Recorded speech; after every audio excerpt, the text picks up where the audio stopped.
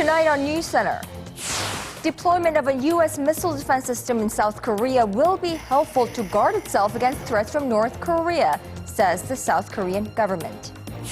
Asian shares rally as Japan's central bank stuns markets with negative interest rate surprise. And the Zika virus spreading explosively in the Americas. The World Health Organization calls for an emergency meeting, warning that millions could be exposed. Korea designates it as legal infectious disease. NewsCenter begins right now.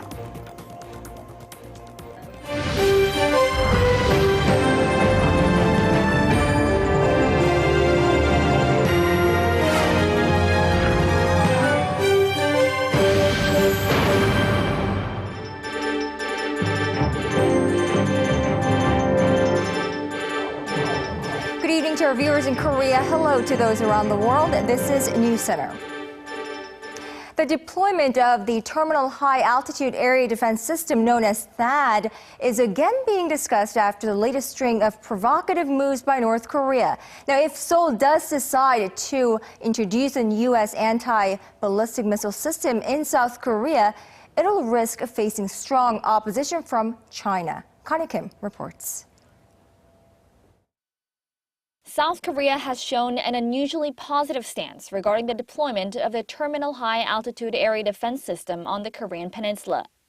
Seoul's Defense Ministry spokesperson said Friday the deployment of the THAAD system by the U.S. Forces Korea will help South Korea's national security and defense, adding that Seoul is considering every measure to prepare against North Korean missile threats.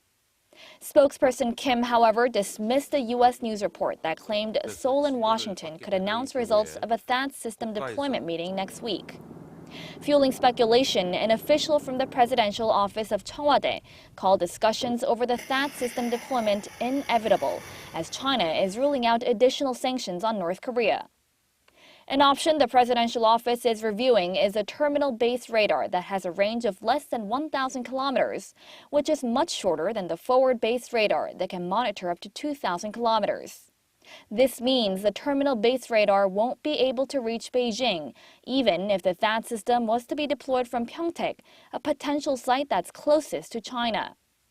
Beijing's foreign ministry has expressed hope that Seoul will be prudent in its decision regarding the THAAD system deployment. China has long been against the idea, as mainland China could be subject to monitoring. Analysts say South Korea's change in stance is sending a strong message to Beijing, North Korea's close ally. South Korea may be pressuring Beijing, which has been taking a passive stance on imposing heavy sanctions against North Korea following its nuclear test. Seoul's shift on its stance regarding the deployment of the THAAD system on the Korean peninsula is adding to speculation it could be implemented, risking difficult diplomatic relations with China. Connie Kim, Arirang News. Meanwhile, South Korea's Foreign Minister Yoon Byung-se and U.S. Secretary of State John Kerry vowed to strengthen cooperation in dealing with North Korea's recent nuclear test, including the adoption of the UN Security Council's new resolution. Our Kwon So-ah has this follow-up. Determined to effectively punish North Korea for its fourth nuclear test, Seoul's Foreign Minister Yoon Byung-se and U.S. Secretary of State John Kerry agreed to increase cooperation, especially in regards to the UN Security Council's new resolution against the North. Yoon and Kerry also agreed to take measures against the possibility of further provocations, such as a long-range ballistic missile launch, which according to reports could come as early as within a week. The two held a phone conversation Friday, Korea time, their third since North Korea's nuke test earlier this month. Kerry briefed Yoon on his trip to China and meeting with Chinese Foreign Minister Wang Yi. Kerry said he told Chinese officials that the U.S. administration considers Pyongyang's nuclear issue a top priority, as it not only threatens international peace and security, but also U.S. national security interests and those of its allies. For that reason, the U.S. Senate Foreign Relations Committee on Thursday unanimously passed legislation imposing broad sanctions on North Korea. The bill calls for sanctions on any individual who contributes to North Korea's nuclear program, human rights abuses, cyber attacks, and other crimes. It also targets Pyongyang's minerals and coal exports, believed to be a key source of hard currency for the regime. The bill follows a similar but less extensive one passed by the House of Representatives a week after the North's nuclear test. The new bill is likely to raise concerns in China as it could severely affect Chinese banks and companies that do business with North Korea. China remains a major stumbling block to a new UN Security Council resolution against Pyongyang. Despite holding an emergency meeting on the matter more than 3 weeks ago, the Council is still deliberating on how strongly to punish the North. Kwon So-ah, Arirang News. Now, in the nation's political circle, the regular parliamentary session that was initially scheduled to take place earlier this afternoon has been called off. This as rival political parties once again failed to meet halfway. Our parliamentary correspondent Shin Se-min reports. No progress yet again. After a few postponements, the National Assembly's plenary session to approve a few of the pending bills was canceled. The cancellation came as the main opposition Minju Party of Korea boycotted the session as the bloc failed to narrow differences with the ruling Plenary Party over one of the clauses on a North Korea's human rights bill. The pre-scheduled session was to call for efforts to boost international awareness of North Korea's grave civil rights situation and guarantee humanitarian aid from the South is not diverted to other uses. Also on the list was a corporate revitalization bill known as the One-Shot Bill that aims to trim down legal procedures and give tax benefits to businesses voluntarily sold or purchased. The bill also included mergers and acquisitions for firms in crisis due to oversupply. And the bill also aims at supporting companies that want to overhaul their structure, aiming to improve its efficiency. Earlier on Friday, the ruling Plenary Party had even requested to invoke Assembly Speaker Chung Il-hwa's authority to table the bills for a vote. But that request was turned down by the Speaker himself as he called on the rival parties to come up with a compromise. With Friday's plenary session ending in failure, the country's legislative procedure is back to square one. The pressure and criticism on lawmakers is only escalating as the number of the key pending bills still remains the same from last year. Shin Se-min, Arirang News.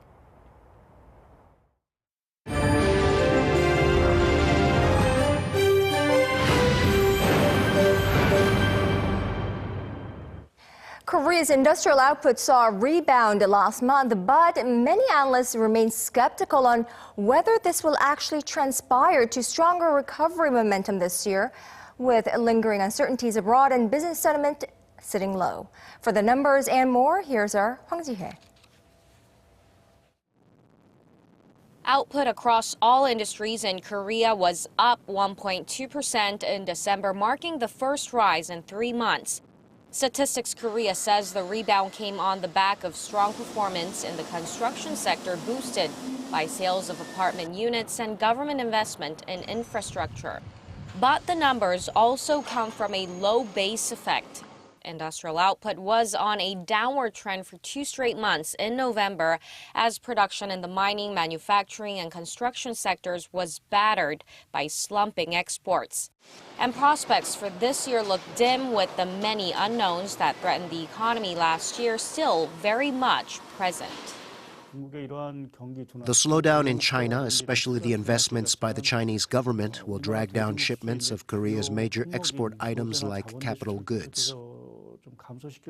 With the pace of growth losing steam in the world's second-largest economy on top of low global oil prices, sentiment on the corporate front is far from good. The Manufacturers Business Survey Index for this month fell 2 points from a month earlier to 65, according to the Bank of Korea, well under the benchmark 100, which means pessimists prevailed. The figure is the lowest since early 2009, when the country was struggling from the aftermath of the global financial crisis. And the feeble recovery momentum is stacking up pressure on the government to roll out more stimulus measures and on the central bank to cut key interest rates, especially as policymakers in major economies like Japan and Europe lean further towards loosening their monetary policies. Hwang Ji-hye, Arirang News. And the Bank of Japan stunned markets worldwide with its surprise announcement of a negative interest rate. It's the first rate adjustment since October 2010 that puts that country's key benchmark at minus 0.1%. And according to our Kim Min-ji, the rate can go even lower if necessary. Japan's central bank has decided to adopt a negative interest rate policy. In a tight 5-4 majority vote, the Bank of Japan said it will introduce an interest rate of minus 0.1% starting February 16th, but will impose it only on current accounts of financial institutions hold with it. Simply put, lenders will be charged to keep money with the central bank. The move, which was pioneered by the European Central Bank, is seen as a means to push down borrowing costs in hopes that people would spend more, save less, and stimulate inflation.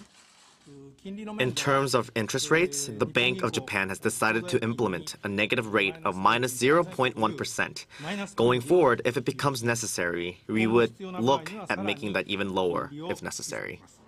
In addition, the BOJ will maintain its quantitative and qualitative easing program, expanding its monetary base at the rate of 80 trillion yen, or roughly $660 billion a year, through buying up Japanese government bonds and other assets.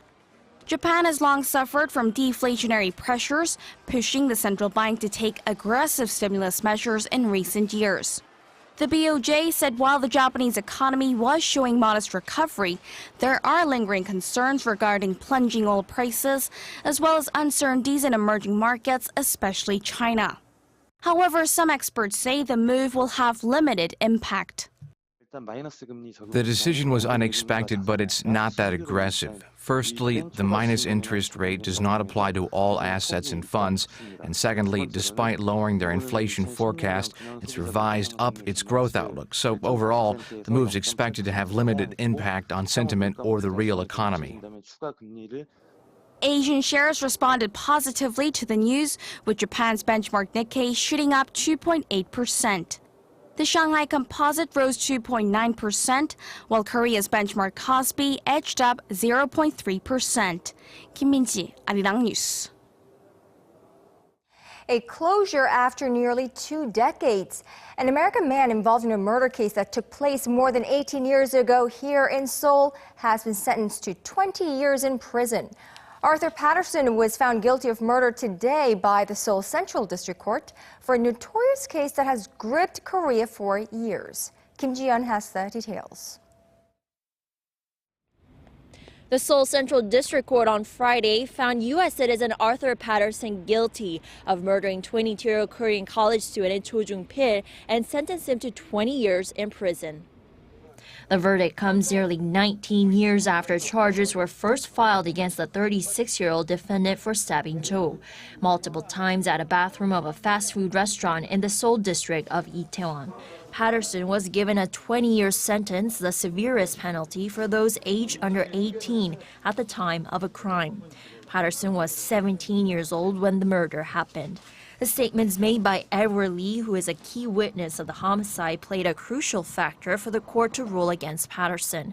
The court said Lee's statements were more credible than Patterson's and supported the physical evidence collected from the crime scene. The bloodstains found on the walls of the bathroom suggested that the victim's killer had to have a large amount of blood on his body and right hand. The court said that Patterson was found to have emerged from the site with a lot of blood on him, whereas Lee had only a small amount of blood on the upper part of his body. Patterson's lawyer said they will appeal the court's ruling. Lee was sought guilty in 1998, but he was acquitted due to a lack of evidence. Then 17-year-old Patterson was tried as an accomplice and served several months in prison for possessing an illegal weapon and destroying evidence, but he was pardoned shortly afterwards. Patterson then fled to the U.S. in 1999, but he was extradited to Korea September last year and was indicted for the murder charge as a primary suspect. Kim Ji-yeon, Arirang News. The Zika virus is spreading explosively, especially in the Americas, but also in Asia and Europe, which could see up to 4 million cases over the next year, says the World Health Organization.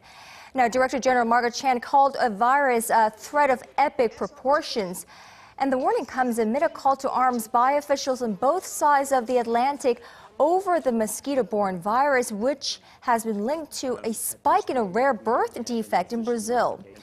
Now, the Korean government has officially designated the virus as a state-managed infectious disease today, meaning any confirmed or suspected cases of the disease should be reported to health authorities. The designation means there is a legal basis for a nationwide disease surveillance system. The Zika virus had not been classified as an infectious disease by law in Korea because it was thought to be only prevalent in other countries. The government has designated the virus as a state-managed infectious disease, as there are now concerns of the virus entering Korea. Let's try getting an expert's view on this issue. Duane Gubler, professor of emerging infectious diseases at Duke University, National University of Singapore Graduate Medical School, joins us via Skype. Duane Gubler has also served on numerous WHO committees. Professor Gubler, thank you so much for connecting with us tonight. My pleasure. Now, what's especially worrisome about this disease is that we don't know much about it. So help us understand what Zika virus is. Well, it's a virus that belongs to a group of viruses called arboviruses transmitted by mosquitoes. It's a virus that has been around for the better part of 70 years, but it has been known to cause mild illness for reasons that we're not fully aware of. It caused a major epidemic in the Western Pacific in 2007, another one in Tahiti in 2013, and now in the American region. We don't really fully understand what has happened to the virus. There must be demographic changes and probably genetic changes in the virus that have led to the emergence of a new strain of virus that has greater epidemic potential and greater virulence. Right, so what you're saying is that this seems to be a new strain of virus. There are concerns that the Zika virus is spreading from the Americas to Asia as well, which of course has us in this region very worried. Just a few hours ago, Korea classified the virus as a legal state-managed infectious disease. Now, is it likely that a Zika outbreak could happen in this part of the world, including Korea? Well, I think you need to realize that Zika has been in Asia for the better part of 70 years. It was first isolated in Asia in 1969, and it's been documented now in Indonesia, Malaysia, Thailand, the Philippines, Cambodia, and probably other places. I'm probably missing a couple of them. So it's been circulating in Asia for 50 or 60 years. But silently. It's probably been misdiagnosed often as dengue. What you're asking is whether or not the strain of virus that's circulating in Brazil and causing the severe disease in Brazil, whether it will come back to Asia. It's a good possibility that it will. Whether it will cause a lot of severe disease and epidemic disease here, we don't know. It's an old virus, but a relatively new disease. We don't know a lot about the new clinical syndromes that are associated with it. Right, and this new strain of virus, of course, linked to a microcephaly, which is detected in babies, in newborn babies. So there are no known vaccine or cure to this disease. So that's worrisome. How should we protect ourselves? I mean, does this apply to all women? Well, the best prevention is mosquito control, and it's essentially the same type of control that you use for dengue and chikungunya, which has not been very successful in the past 40 years. So people can protect themselves, personal protection, by wearing long sleeve clothes, spraying the clothes with a repellent, realizing, understanding the biting behavior of the mosquitoes. They feed during the daytime, not at night. So it's basically mosquito control and personal protection. Right, so it seems like there isn't much we can do except for staying away from mosquito bites. Professor Eric Gubler, you've been with the World Health Organization for years. How serious is a situation when an emergency meeting of the kind that Margaret Chan called upon is actually called upon? It's potentially very serious. This is a new clinical syndrome associated with an old virus. We don't know what or why that has happened. We speculate that it'll probably take several years before we fully understand what has happened to this virus to allow it to cause the severe clinical illness. So potentially it's very serious. If it any place where the virus occurs, we now know the population is at risk for neurologic disease, a Guillain-Barré syndrome, as well as microcephaly. And I think what it does is it underscores the need for vaccine research and for research on more effective mosquito control tools. We should stop procrastinating and put our efforts in controlling the mosquitoes that transmit the diseases like dengue, chikungunya, and Zika. All right, Duane Gubler, Professor of Emerging Infectious Diseases at Duke NUS Graduate Medical School in Singapore. Thank you indeed for sharing your insights with us tonight. My pleasure. Thank you.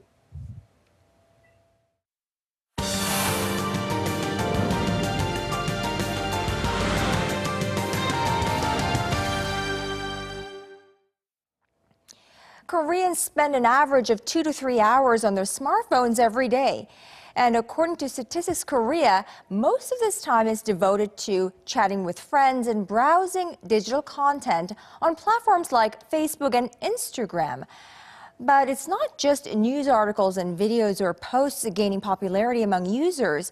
A new form of content is quickly attracting more clicks. It's what's known as SNS Poetry. Our news feature tonight with Oh Soo-young. Poetry is said to be an arrangement of the best words in the best order, delivering compact but meaningful reflections. Short poems on social network services, or SNS, have gained widespread popularity in Korea, where the average person spends 2 to 3 hours a day, browsing through countless digital contents, ranging from news articles to funny video clips. Lee Hwan-chun, a former employee at a pharmaceutical company, began posting short poems on his Facebook page 2 years ago, mostly witty reflections on his everyday life. With some poems, you need to read them over and over again to fully grasp the meaning, but SNS contents are more lighthearted, so I try to make my poems shorter and easier to read. Since then, his weekly verses total over 300 in number, attracting more than 60,000 followers. He is now among the most well-known contributors in the country to what's been dubbed as SNS Poetry. I tend to write about my day-to-day experiences.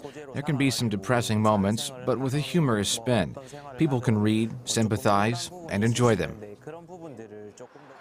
Reflecting the growing appreciation for SNS Poetry, the National Library of Korea has opened a special exhibition to showcase some of the country's most loved pieces.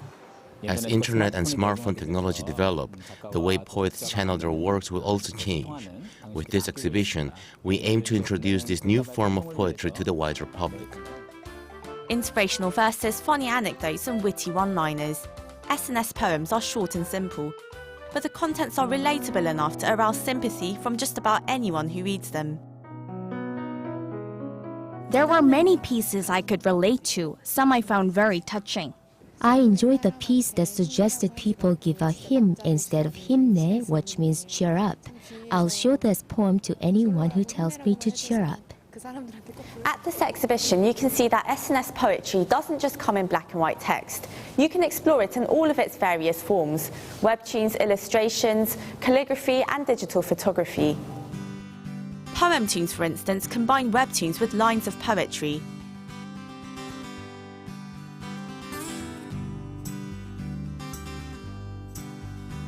And digital camera poems, or Zika poems, contain a single photo that encompasses the essence of the words. When you get inspiration from nature or objects, you take a picture of the scene with your smartphone, capturing the moment or emotion before it's gone.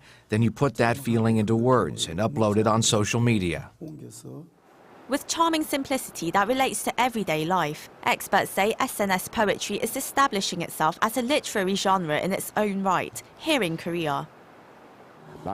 In the same way offline books and cartoons evolved into online novels and webtoons, poems are becoming popular on the net through SNS, as everyday moments are posted on the spot by the younger generation. With this phenomenon, the lines between the reader and writer are blurring, as anyone can enjoy and produce SNS poems at the same time, and it looks like this trend is set to continue. With a smartphone in hand and a little bit of inspiration, any train of thought can be translated into a poem, to be shared with others anytime, anywhere. 오수영, Arirang News.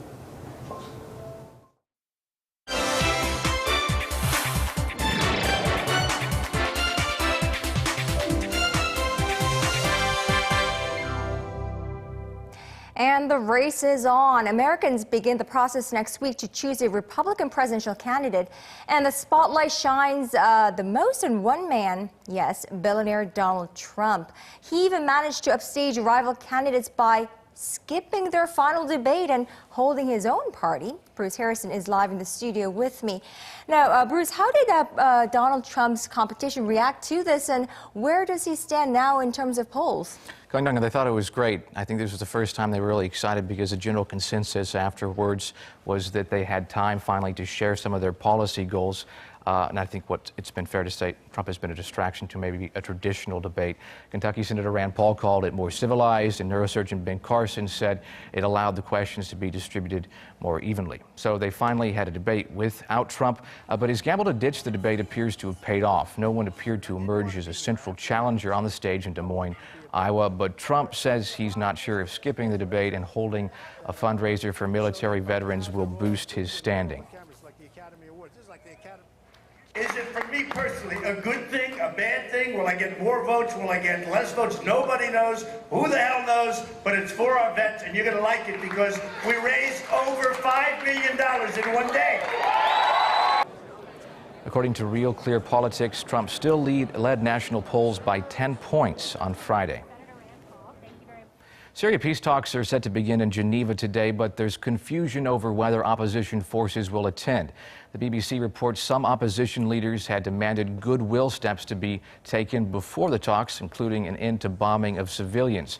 Another reportedly said they would be attending. A day earlier, residents in the Syrian capital Damascus expressed doubts the talks will do any good. Although these parties have been invited, the peace talks cannot be counted on. This is because there had been many rounds of talks and people had hope in all of them. But in the end, there was no result but mere words. The apparent exclusion of some groups has also led to others avoiding the talks.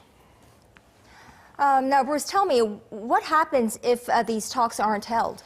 Well, for now, the war will just continue on the ground unless rebel forces are defeated or the Syrian government, for some reason, collapses, which is hard to believe. But the UN really has a stake in these. One of the envoys sent a video to the Syrian people this week saying the talks would be held in just a few days, kind of a glimmer of hope. So it would be a blow to the organizers if they can't get opposition forces on neutral ground with the Syrian government to discuss a possible peace treaty. Right. Something needs to be done, and something needs to be done fast there as well. All right, Bruce, thank you so much for that. My pleasure.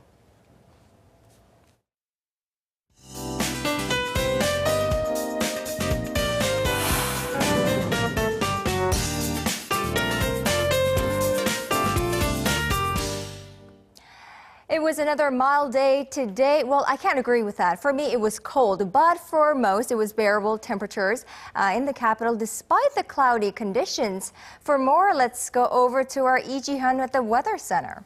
Hello, Ganyang. Well, I thought conditions were pretty mild compared to last week, but it surely was pretty cloudy here in Seoul. But it was an eventful day across the nation, as there were also rainy and snowy conditions depending on where you are today. You know, but hope all the precipitation lets up just in time for the weekend. Well, clouds have been dropping mix of rain and snow on the southern provinces all day long, but they have been dissipating as the day went by. So for tomorrow morning, except Jeju Island, the rest of the southern provinces will wake up to a dry but cloudy morning. But heavy snow advisory has been issued in the eastern parts of Gangwon-do province, with up to 10 centimeters of more snow expected in these areas, and Jeju will see up to 10 millimeters of rainfall till tomorrow evening.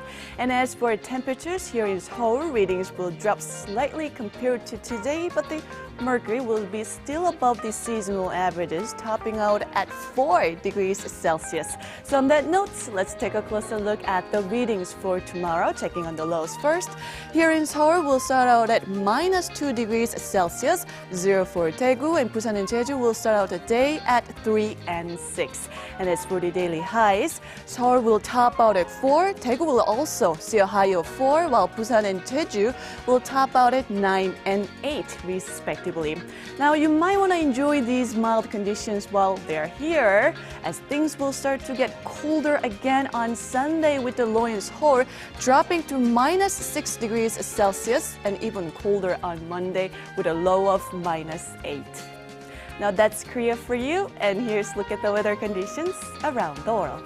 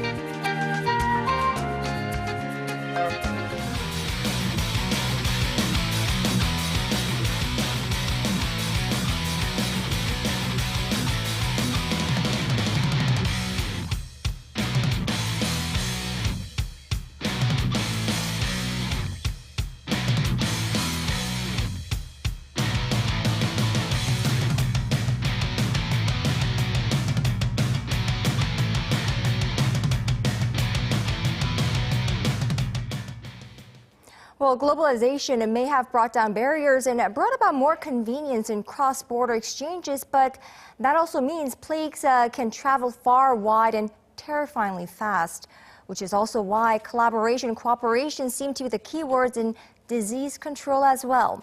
That is our broadcast on this Friday night. I'm Moon Gun-young. Thank you, everyone, for watching, and we hope to see you right back here, same time on Monday on NewsCenter.